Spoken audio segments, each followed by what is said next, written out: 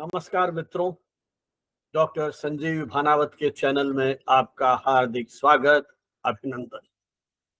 मृत्यु जीवन का अटल सत्य है। तो आइए आज एक कविता सुनते हैं। यह कविता है मेरे पिता डॉक्टर नरेंद्र भानावत की। मेरे पिताजी राजस्थान विश्वविद्यालय में हिंदी विभाग में अध्यक्ष पद पर कार्य कर रहे थे और उसी दौरान अनायास पैनक्रियाटिक कैंसर की जानकारी मिलती है।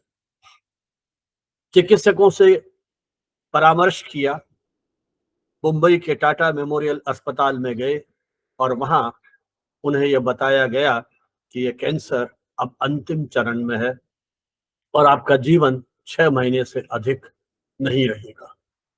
ऐसी अवस्था में जब मृत्यु अवश्यंभावी है, तब कभी किंचित भी निराश नहीं होता है, कहीं व्यथित नहीं होता है, बस ईश्वर से कुछ वरदान मांगता है। आइए मैं आपको मेरे पिता के अंतिम काव्य संकलन ए मेरे मन की 2 कविताएं सुनाता हूं। पहली कविता का शीर्षक है भक्ति का यही वरदान दो। प्रभु, यह संसार तुम्हारा ही विस्तार है, पर तुम निर्लिप्त हो, अदृश्य हो। समस्त प्राणियों पर तुम्हारा समान अनुग्रह है, पर सभी प्राणी अपने कर्मों का सुख दुख भोगते हैं। तुम भोगता नहीं, ज्ञात दृष्टा हो। किसी के प्रति तुम्हारा राग द्वेष नहीं। तुम अलग अलग रूपों में होकर भी एक हो। कभी ब्रह्मा की तरह विधान रचते हो, तो कभी विष्णु की तरह पालना करते हो। कभी शिव रूप में रौद्र रूप धारण कर अमंगल का नाश करते हो। कभी राम के रूप में दुष्टों का हनन करते हो, कभी कृष्ण के रूप में रास लीला रचते हो। सबको रिझाते हो और स्वयं अनासक्त बने रहते हो। कभी महावीर के रूप में आत्मविजय का संदेश देते हो, अहिंसा, संयम और तप रूप धर्म की प्ररूपणा करते हो। तुम स्वयंभू, स्वयं बुद्ध और निरंजन निराकार हो। भक्तों के द्वारा ही तुम साकार रूप ग्रहण करते हो। मैं तुमसे क्या मांगू? तुमने मुझे क्या नहीं दिया? मनुष्य योनि दी, सुंदर शरीर दिया, सक्रिय इंद्रियां, स्वस्थ मन और निर्मल बुद्धि दी। पर मैंने इनका उपयोग धन, वैभव, पद, प्रभुता प्राप्ति में ही किया। इससे बाहर भरा पूरा दिखता हुआ भी अंदर से रिक्त और खोखला बना रहा। आंखों से सुंदर सुंदर रूप निहारता रहा, कानों से सुंदर संगीत और अपनी प्रशंसा के स्वर सुनता रहा। नाक से इत्र फुलेल और सुंदर खुशबू का पान करता रहा। जिह्वा से रसीले फल, 56 भोग और पर निंदा का रस लेता रहा। स्पर्श इंद्रिय से काम भोगता रहा। विषय सुख में इतना निमग्न हो गया, तुम्हारी सुधि तक न ले सका। प्रभु, मेरी गलती माफ करो, मेरा अपराध क्षमा करो। मुझे सद्बुद्धि दो, भक्ति और विवेक दो। फिर मैं अपने मनुष्य जीवन को सफल कर सकूं, सार्थक कर सकूं। मेरी आंखें अब सुंदर रूप का पान न करें। वे उन लोगों को नहलाए जो मलिन, कुरूप, अंध और दुखिया हो। मेरे कान अब संगीत स्वर लहरी न सुने। उन लोगों की पुकार सुने, आर्त, पीड़ित, दुखी, अभावग्रस्त और पद दलित हो। मेरे नासाग्र इत्र फूलेल न सूंघे। वे दुखी, कोढ़ी, विकलांग लोगों के हृदय की वेदना को पहचाने और उसे दूर करने में अपनी शक्ति का उपयोग करे। मेरी जिह्वा रस लोलुप न बने। वह दुखियों, असहायों, बेसहारों को सांत्वना दे, उन्हें आश्रय दे। भूखों को भोजन दे, प्यासों को पानी दे। निराश और थके मांदों को आशा और उत्साह की वाणी का संबल दे।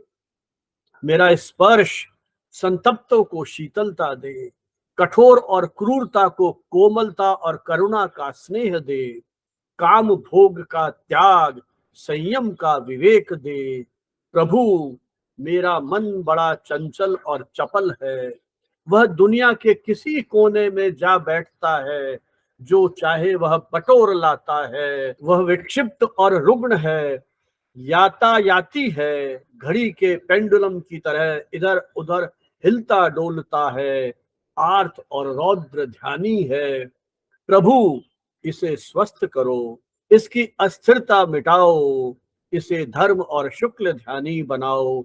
यह सब कुछ तुम्हें समर्पित कर दे, इसे ऐसा प्रशिक्षण दो। प्रभु, मेरी बुद्धि बड़ी ठगिनी और मायावी है, इसने केवल मस्तिष्क को बोझिल बनाया है, हृदय की सहृदयता को सोख लिया है, दूसरों के प्रति इसमें संवेदना नहीं है, यह अपने स्वार्थ तक सीमित है, अपने ज्ञान को हथियार बना लिया है, ज्ञान प्रेम की बजाय हिंसा से जुड़ गया है। प्रभु, इसे प्रज्ञा में बदलो, अहिंसा प्रेम करुणा में ढालो।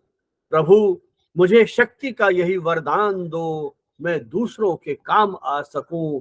मुझे अपने जीवन के प्रति मोह न रहे, अपने शरीर के प्रति आसक्ति न रहे, मैं मौत को नया जीवन मानूं, महा महोत्सव मानूं और मृत्यु को महा महोत्सव के रूप में जीने की तमन्ना लिए उन्होंने यह कविता 6 अगस्त 1993 को सुबह 11 बजे लिखी थी। और वही कवि अब प्रभु मिलन की कामना करता है अपनी दूसरी कविता में।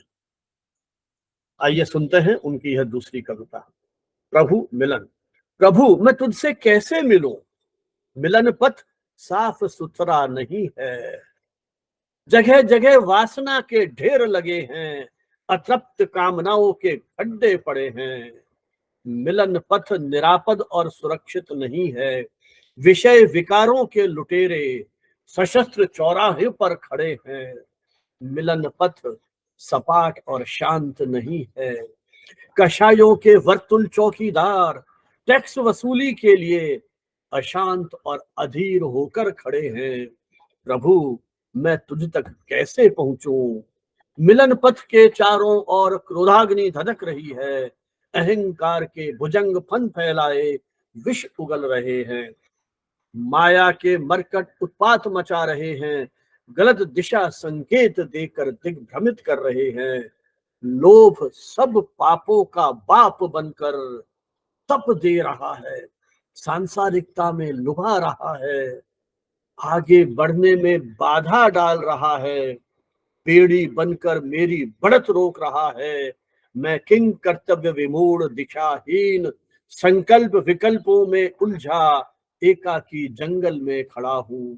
प्रभु, मुझे शक्ति दो, प्रकाश दो, विश्वास दो कि मैं तुझ तक पहुंच सकूं, मिलन पथ की बाधाओं से मुकाबला कर सकूं, वासना के ढेर को उपासना के तेज से भस्मीभूत कर सकूं, अतृप्त कामनाओं के खड्डों को इच्छा नियंत्रण से मनोविग्रह से पूर सकूं, विषय विकार लुटेरों को तप संयम से समर्पित होने के लिए बाध्य कर सकूं, कषायों के वर्तुल चौकीदारों को समता भाव से शांत कर सकूं, क्रोध की अग्नि को क्षमा जल से उपशांत कर सकूं, अहंकार के भुजंग को विनय के गारूड़ी मंत्र से नथ सकूं, उसे विषहीन कर सकूं, माया के मरकट को सरलता की रज्जू में बांध सकूं, इसके उत्पात को मिटा सकूं, लोभ की बेड़ी को संप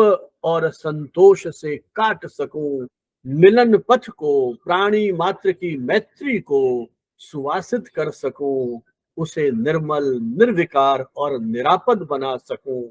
प्रभु, तुझसे मिलना सहज हो जाएगा, पथ ही पाथेय बन जाएगा, तेरे और मेरे बीच की समस्त दूरियां हट जाएंगी, मिलन के महा आनंद भाव में तुझ में और मुझ में कोई अंतर नहीं रहेगा। प्रभु, यह मिलन साधारण नहीं, औपचारिक नहीं, दैहिक नहीं, यह महामिलन है, आत्मिक मिलन, जहां कभी बिछुड़ने का भय नहीं, देहातीत, कालातीत और प्रभु कामना की यह कविता उन्होंने 10 जुलाई 1993 को सुबह 4 बजे लिखी थी। अपने पिता की उन्हीं पुण्य स्मृतियों के प्रति अपना नमन प्रकट करते हुए आप सभी के प्रति आभार, धन्यवाद, शुभकामनाएं। जय हिंद, जय भारत।